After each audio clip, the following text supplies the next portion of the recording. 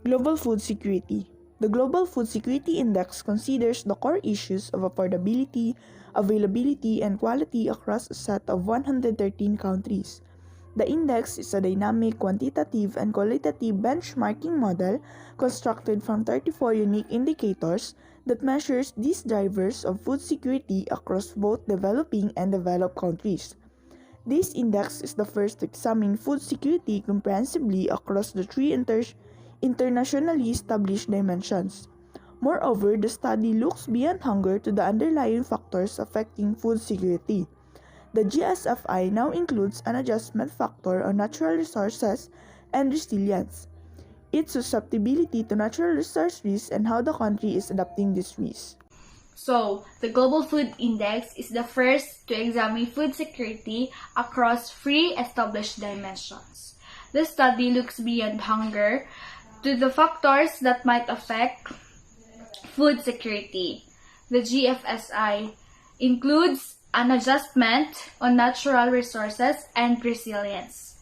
This category helps a country to be exposed to the impacts of a climate change, to be susceptible to natural resource risks, and on how a country might adapt to these risks. Discuss about model of global food security. But before that, let me first discuss what is the importance of global food security. Growth in the agriculture sector has been found on average to be at least twice as effective in reducing poverty as growth in other sectors. So as we all know, access to quality and nutritious food is fundamental to human existence. Secure access to food can produce wide-ranging positive impacts. Some of these impacts includes: first, economic growth and job creation. Second, poverty reduction. Third, trade opportunities. Fourth, it increases global security and stability. And of course, lastly, it helps improves health and healthcare. So yun po ang ilan sa mga positive impacts ng global food security. So now we'll discuss the model of global food security. First, ensure when there is reliable supply of food of sufficient quantity and quality. So dito sinisigurado na ang mga tao ay mayroong sapat na supply ng pagkain, which is ang mga pagkain na yon is consistently good in quality and have sufficient quantity, mayroong sapat na bilang as one person needed and requirement for satisfaction. So second, ensured when individuals have or household have adequate resources to obtain appropriate food. So dito every individuals have their needs without being redundant. Kung saan meron silang mga resources which is necessary lang or sufficient for a specific need or requirement, especially to obtain appropriate food for them. Ensured when there is third is ensured when there is permanent and durable supply of food. So, food is made to exist for consumption. So dito, sinisigurado na ang bawat tao ay mayroong permanent supply of food kung saan every individuals, they can locate their needed food without starving. Lastly, ensured when food is nutritious and can be adequately metabolized and used by our body. So it is important that our food should be nutritious and sustaining with proper vitamins and all other things that our body needed.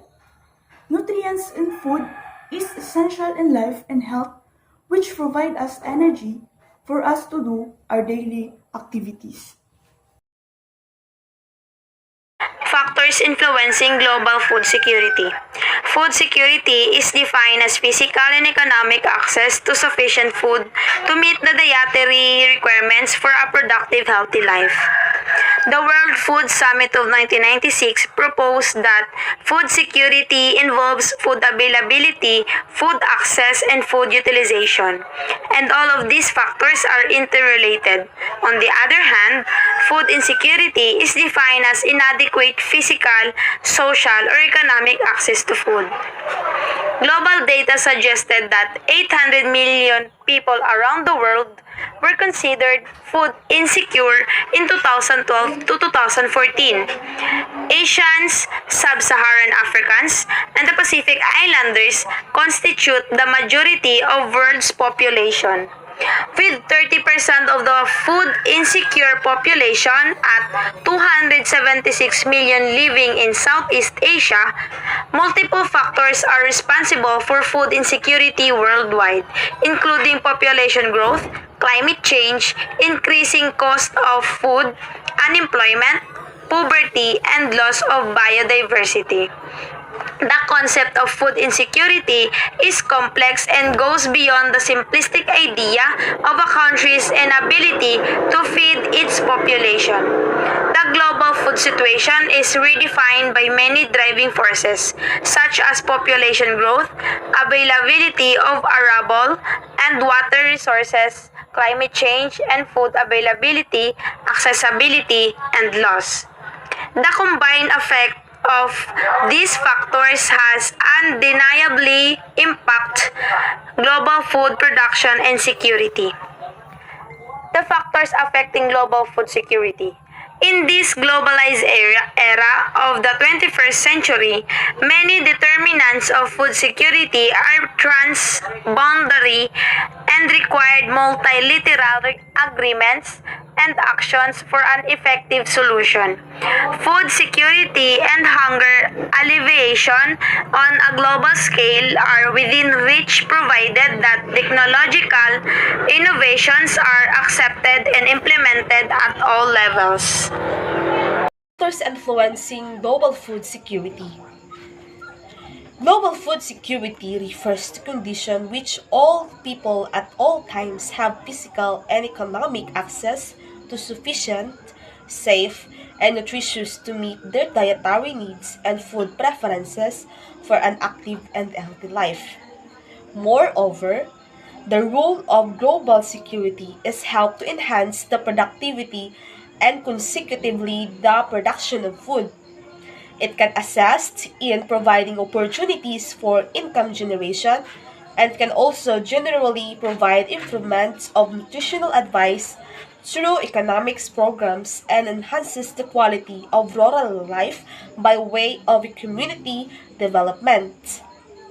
In addition, food insecurity, which defined as disruption of food intake or eating pattern because of lack of financial resources. For example, parents in food insecure families might have enough food to feed their children but might experience hunger themselves. The importance of global food security is to access the quality of nutritious food that is fundamental to human existence. Furthermore, secure access to food can produce wide-ranging positive impacts, including economic growth and job creation. Challenges of global food security. Food security is both a complex and challenging issue to resolve, as it cannot be characterized or limited by geography nor defined by a single grouping. For example, demography, education, geographic location, or income. Currently, approximately 1 billion people, or 16% of global population, suffer from chronic hunger in a time when there is more than enough food to feed everyone on the planet. Therein lies the food security challenge to implement an ability to deal with increasing food shortages caused by a combination of waste and ever-expanding world population.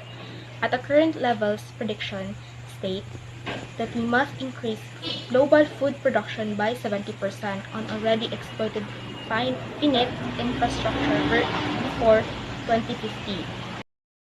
Currently, one of the most important challenges to achieve food security is the intensification of global food production. Intensification means to intensify, to strengthen, to enhance, and such the current level of production para makahabol tayo sa fast-growing population ng mundo. So, over the upcoming years, agricultural emission must increase or will increase approximately 70% so that humanity can be supplied with food in appropriate quantity and quality. Appropriate meaning tama-tama lang para sa isang bansa or sa constituents ng isang bansa. Because various studies predict strong population within 30 years. So by that, 2050 na. So kailangan i-increase ang production before 2050 kasi by that time, tataas ang population growth. Also, according to Bruce et al. 2017, that number will be approximately 9 to 11 billion but by 2050. But the number is disappropriate or unfit in terms of territorial distribution, as it mostly based on urbanized environment.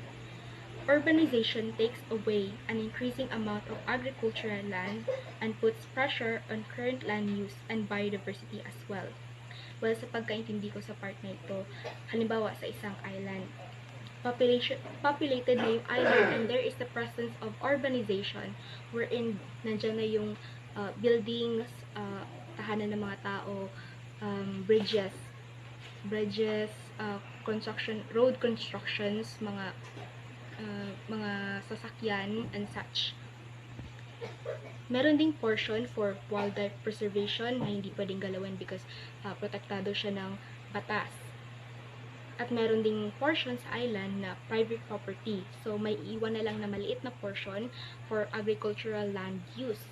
At yung small portion na yun as hindi na magiging sapat for the population of the island. Magkakaroon ng disequilibrium. Hindi na siya pantay at hindi niya na kayang supplyan ang pangangailangan ng mga tao sa lugar na iyon. Meron din tinatawag na Malthus prediction. Malthusian theory was proposed by Thomas Robert Malthus. Sinasabi niya na magdodobla yung population pero mas mabagal yung rate ng progression ng food production. Food supply increased at a slower rate than the population, that the food supply will be limited in few years. The shortage of food supply indicates an increasing population. If this happens, yung 1 billion or 16% of global population is mag-i-increase pa siya. Yung global population na nagsasuffer from chronic hunger is mag-i-increase pa siya 2-fold, 3-fold, who knows. Iyon ang prediction niya. However, Malthus' prediction were beaten up by scientific and technological innovation, meaning advanced machineries na kayang pabilisin, palaguin, at mas maramihin pa ang production in terms in agricultural. To continue to prove Malthus wrong in the future will require serious efforts, especially in terms of agricultural livestock production. The need for sustainable agriculture is becoming more and more significant. The world population is still increasing and require more of our agricultural systems. Malnutrition and diet-related illnesses are present in nearly all societies. Meaning saan mang parte ng mundo is nakakaramdam ng pagkagutom, yung talagang wala nang makain. However, in a business as scenarios, deleterious meaning harmful in an expected way. Deleterious effects of agriculture on environment and on biodiversity will continue to increase because higher level of food production require fertilizers, pesticides, and irrigation, and more extensive sources and from lands and sea. Since these kinds of pampataba and such is a major threat to our biodiversity, so nakakasama rin siya. So, also, the growing population and increased demand will exert pressure to convert more wildlife and croplands. Yung sinabi ko nga na mas nadami pa yung mga tao is nag-i-increase din yung demand na i-convert yung wildlife at saka yung cropland into urbanized environment para tirahan ng mga tao. So, wala nang space para sa agricultural land use and also for the natural environment. Such approach will bring air and water pollution increase in greenhouse gas emissions, greater degradation and erosion of soil, greater threats to biodiversity, and intensified competition for land and other resource inputs. Intensified. Intensified competition is sa gitna siya ng organized land use and agricultural land use. Nag-aagawan sila ng pwesto kung saan yung mas mag-dominate sa kanilang dalawa. So, the need to balance the growing demand of nutritious food with these environmental threats is a complex issue, kaya hindi siya kayang i-box into simple and single grouping. Kasi para siyang web of issues at malawak ang sakop niya. Like, maraming factors na masasali, not only income and geographic location, pero mas madami pa. So, this will require collaborative effort from many different communities. So, as I said, malnutrition and other diet-related illnesses is like starvation, chronic hunger are present in all societies. Rather, need talaga ang serious, hindi lang sa mga world leaders or certain departments na nag-aid doon sa issue na yun. Lahat ng officials, maging locally, nationally, or even internationally, requires to take part on this issue to ensure sustainable food before 2050, or else lahat tayo is makakaranas ng chronic hunger, starvation by that time, 2050.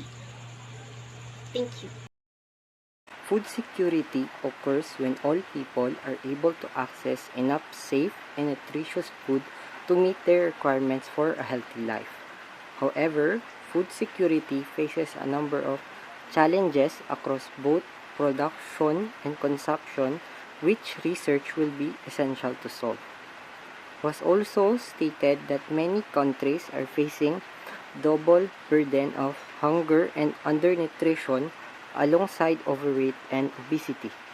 To combat this, the United Nations has set ending hunger, achieving food security, improved nutrition, and promoting sustainable agriculture as second of its 17 Sustainable Development Goals or SDGs for the year 2030.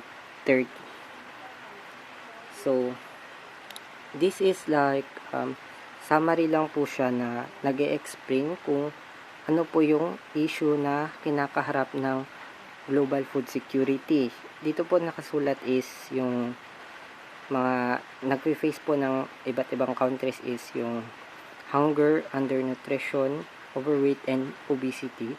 Tapos po, nakasulat din po dito na to combat this, yung United Nations is nag-set sila ng mga goals, layunin, or goals nga para po maka-achieve po ng food security, improved nutrition, etc. for the year 2030 po. These are the challenges to global food security. Number 1, food price volatility. Food price volatility is the liability of the prices of the food to change rapidly and unpredictably, especially for the worst, and most of the time a small change in supply causes a bigger percentage change in price. Number 2 is energy or biofuels. So, energy is biofuels is usually used to describe liquid fuels such as ethanols and biodiesel that are used for replacements for transportation fuels like gasoline, diesel, and jet fuel. The effect of demand for biofuels will be to raise food prices, which will hurt the food security of many poor people in both rural and urban areas. Number 3, population growth and demographic changes. Growth of population will cause lack of food, and as the rate of growth population exceeds the value of production, economic development is hampered. while in demography, this includes the progression of population growth rates, fertility and mortality rates, urbanization, and etc. Number 4. Land and water constraints. Land constraints occurs when there is insufficient land, and this affects global food security because there is no place where you can grow fruits and crops and plant rice and other food products, which would be helpful in increasing our food production. Water constraints. Water constraints occurs when the amount of fresh water available for human use remains limited. Okay. Number 5. Climate change. It is the long-term shifts in temperature and weather pattern, and it affects global food security by the cause of droughts and floods and occasioning loss of livelihood. This causes resource degradation and environmental degradation, leading to poor harvest and food insecurity. And last would be number 6, conflicts. Conflicts can cause food shortages, and the severe disruption of economic activities, threatening the means of survival of entire populations. Additionally, wars commonly trigger the displacement of huge numbers of people, cutting them from their food supplies and livelihoods. Global citizenship can be defined as a moral and ethical disposition that can guide the understanding of individuals or groups of local and global contexts and remind them of their relative responsibilities within various communities. Global citizens are the glue which binds local communities together in an increasingly globalized world. For me, the global citizenship is someone who is aware and understands their place in this world. They also participate actively in their communities.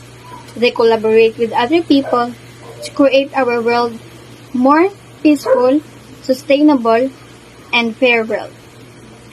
I think that the goal of global citizenship is to encourage other people to gain more knowledge, skills, values that they will need to engage with the rest of the world.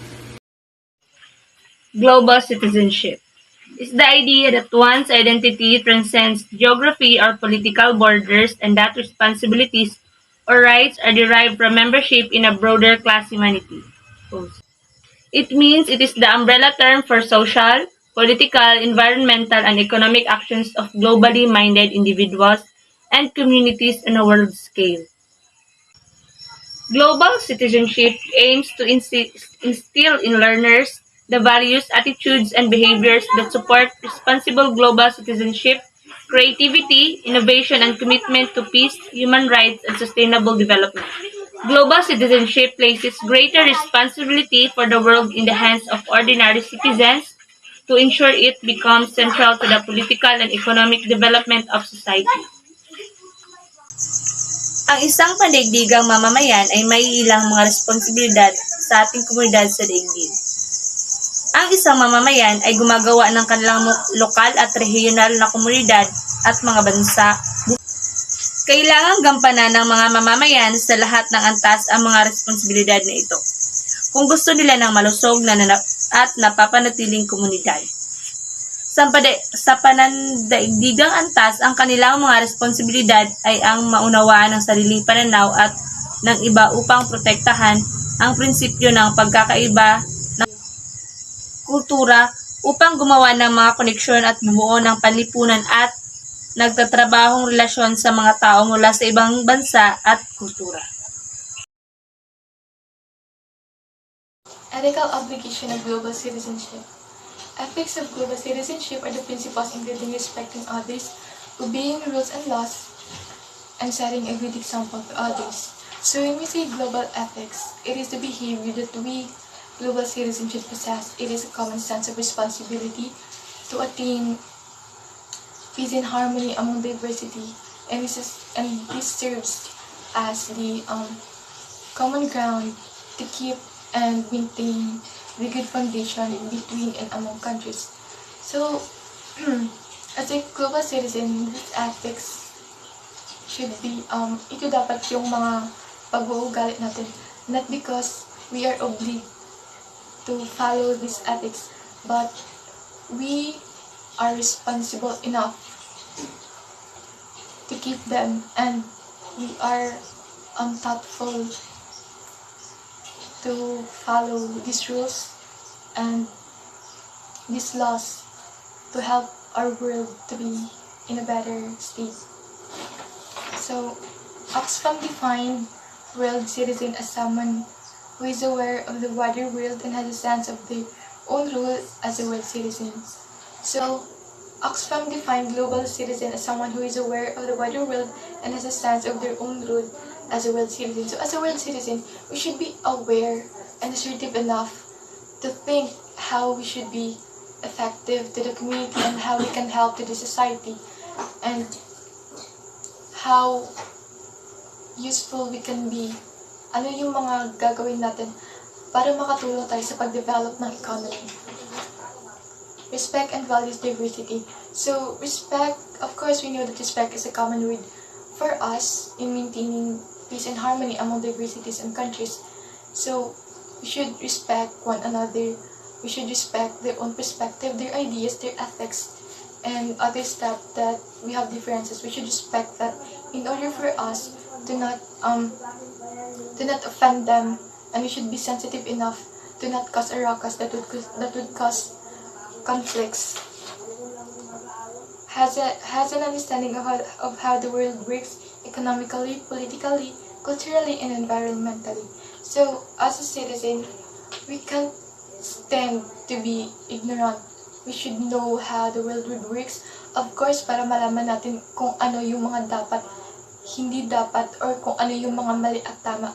If we know these things, or we are aware of how the world works, alam natin kung may mali ba.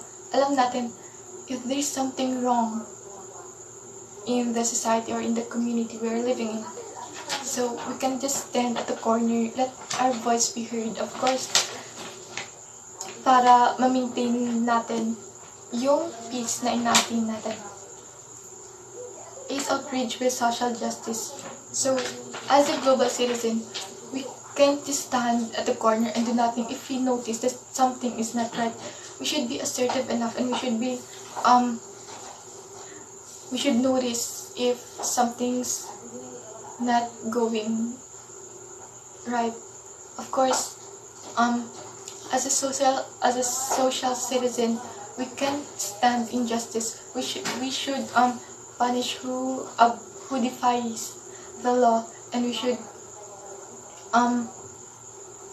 keep the justice. Of course, we should seek justice in order to maintain the harmony and the economy. And of course, hindi naman pwedeng pag alam nating mali yung bagay na yon, or alam natin na hindi tama, is hindi tayo mag-speak out.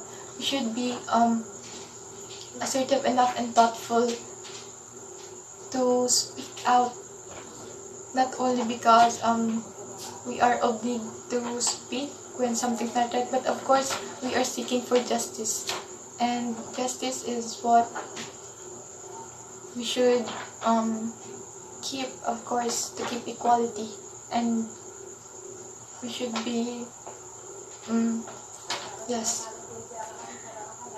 participates in and contribute to the community at a range of level from local to global. Of course, when we are helping, we should not just help inside the country, or we should not confine ourselves helping in strange. We should help in a global spectrum. Of course, hindi naman natin pipilitan if ever na hindi natin kaya. Of course, we should try our best to help and to um, we should try to help to develop and a better place. Next is willing to act to make a world a more sustainable place. So as a global citizen, we can't just settle in a world where there's a conflicts going around. We should take actions and we should be thoughtful to create a better world. Kung ano yung magagawa natin to help create a better world or a better place to live in. Of course, we should try to help. We should take the initiative to help because it is our world and it is fun to live in a better place. Class is takes responsibility for the actions. So as a global citizen, we are responsible for our actions. If we did something right, if we did something wrong, of course if we did something right, we take the credits for that. But if we did something wrong, of course we are obliged to take the responsibility. We should shoulder we should shoulder the responsibility for our actions because that's what makes us a good citizen. So we know that being a global citizen is not easy. Of course, we are abide by the laws, rules, and other stuff that we should follow. But we should know that it is a obligation we should follow, and we should take it by nature for us to be certain that the world will be at peace and for us to keep the world be a better place to live in. Why is global citizenship education needed? With the interconnected and interdependent nature of our world, the global is not out there. It is part of our everyday lives as we are linked to others in every continent. First is socially and culturally through the media and telecommunications through travel and migration. Ito ay ang mga bagay-bagay na ating ginagawa sa kasalukuyan upang mas mapadali ang ating pakikipag-ugnayan o pag-aangkat ng mga produkto sa ibang bansa. Second is economically through trade.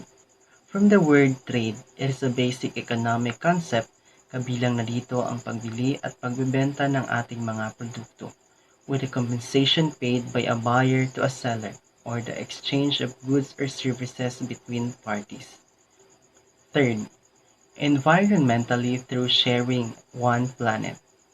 Better choices for managing, using, and sharing natural resources within the planet's limits to ensure food, water, and energy security for all. Fourth is politically through international relations and system regulation. Ito ay ating ginagawa noon at hanggang ngayon. Ito ang pagkakaroon ng ugnayan natin sa ibang bansa upang magkaroon ng masaganang pamumuhay. Balikan natin ang tanong, why is global citizenship education needed? It is needed because it gives knowledge, skills, and values people needed in order to embrace the opportunities and challenges they encounter. Second and last, global citizenship needed because it creates a better world, or global citizens education needed is important because it encourages individuals to think deeply and critically about what is equitable and just and what will minimize harm to our planet. Sa makatuwid, mahalaga ang global citizenship dahil ito ang daan upang tayong lahat ay magkaintindihan at magkaisa.